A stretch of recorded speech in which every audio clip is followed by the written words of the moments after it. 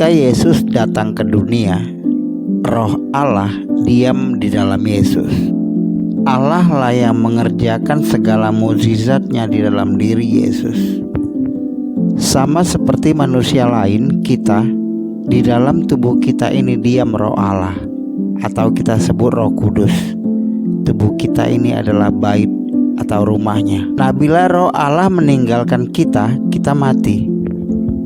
Roh lah yang memberi hidup, daging sama sekali tidak berguna. Perkataan-perkataan atau firman yang kukatakan kepadamu adalah roh dan hidup. Kenapa Yesus berseru, Allahku, Allahku, kenapa engkau meninggalkan aku? Yesus menggenapi Mazmur 22. Yesus dipisahkan dari Allah untuk waktu yang singkat di kayu salib ketika Allah mencurahkan murka pada dosa lewat anak yang menanggung dosa bagi dunia. Nah, Roh Allah pergi meninggalkan Yesus. Ini yang Ayub maksud tadi. Bila Roh Allah pergi meninggalkan, kita mati.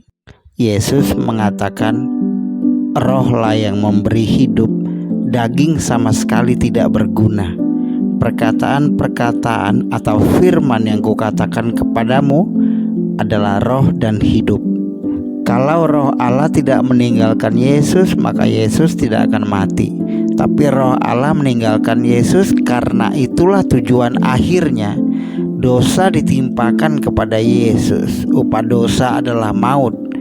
Allah meninggalkan Yesus di saat Yesus menanggung dosa dunia. Roh Allah pergi, Yesus mati. Seru dalam kepedihan di saat-saat terakhirnya, perpisahan yang ia alami dari Bapa surgawinya, kesakitan yang mendalam, ditinggalkan dalam kegelapan awan. Seperti itulah Yesus memperlihatkan gambaran kematian akibat dosa. Ini perhatiin ya, untuk pertama dan satu-satu kalinya bahwa Yesus tidak memanggil Allah sebagai Bapa, tapi Allahku. Kita tahu dia selalu mengatakan Bapakku, tapi karena anak telah menanggung dosa dunia, Yesus tidak merasa layak memanggil Bapa, tapi Allahku. Bapa berpaling darinya. Inilah kekudusan Allah yang banyak manusia tidak sadari. Kekudusan yang tidak bisa berhadapan dengan dosa. Ingat, Allah itu kudus. Allah tidak bisa berhadapan dengan dosa. Inilah sebabnya Yesus yang adalah Tuhan, yang datang sebagai manusia ke dunia berdosa ini, inilah yang memungkinkan kita berhadapan dan menghadap Tuhan. Paulus menuliskan dia yang tidak mengenal dosa telah dibuatnya menjadi dosa karena kita, supaya dalam dia kita dibenarkan oleh Allah. Paulus memperdalam, karena anak-anak itu adalah anak-anak dari darah dan daging, maka ia, Yesus, juga menjadi sama dengan mereka manusia dan mendapat bagian dalam keadaan mereka, supaya oleh kematiannya ia memusnahkan dia, yaitu iblis yang berkuasa atas maut. Nah, apa maksudnya memusnahkan iblis yang berkuasa atas maut? Ini sangat penting untuk dimengerti. Semua rangsangan iblis adalah untuk satu tujuan, agar manusia berbuat dosa.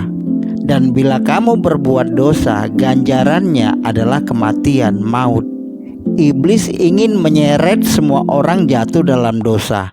Dosa apapun itu, inilah kuasa iblis, kuasa akan dosa. Jadi kita bisa mengerti upah dosa adalah maut, kematian. Iblis adalah pembunuh.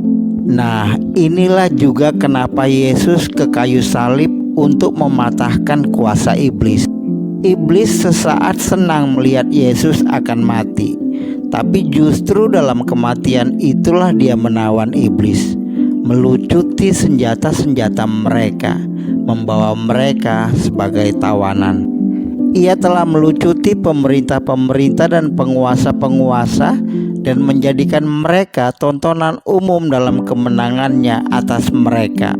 Orang-orang menganggap Yesus yang menjadi tontonan. Sebenarnya di alam roh yang terjadi adalah iblis diikat, ditawan, dan dipermalukan. Jadi janganlah heran kenapa iblis sangat membenci Yesus. Iblis dirantai, ditawan, dan digiring dalam kekalahannya. Yesus meninggalkan pesan kepada murid-murid, "Jikalau dunia membenci kamu, ingatlah bahwa ia telah lebih dahulu membenci aku daripada kamu." Proses penyaliban Yesus ini juga untuk tujuan menghapus kutuk dosa, yakni kematian. Ini disebut surat hutang, artinya upah dosa adalah maut. Kematian Yesuslah yang membayar surat hutang itu dan sudah dibayar lunas dan dimateraikan oleh darahnya. Surat utang itu dipakukan di kayu salib. Dengan menghapuskan surat hutang yang oleh ketentuan-ketentuan hukum mendakwa dan mengancam kita, dan itu ditiadakannya dengan memakukannya pada kayu salib. Nah, sesudah Yesus mengampuni pelanggaran-pelanggaran kita, Yesus membawa darahnya sendiri ke surga. Luar biasa enggak tuh? Dan ia telah masuk satu kali untuk selama-lamanya ke dalam tempat yang kudus, bukan dengan membawa darah domba jantan dan darah anak lembu, tetapi dengan membawa darahnya sendiri. Dan dengan itu ia telah mendapat kelepasan yang kekal. Inilah kenapa kita tidak perlu melakukan pengorbanan darah hewan yang sebenarnya hanya kiasan akan apa yang datang. Dan karena darah Yesus di sorga sudah menjadi darah perjanjian kekal, maka Allah damai sejahtera yang oleh darah perjanjian yang kekal telah membawa kembali dari antara orang mati Gembala Agung segala domba, yaitu Yesus Tuhan kita.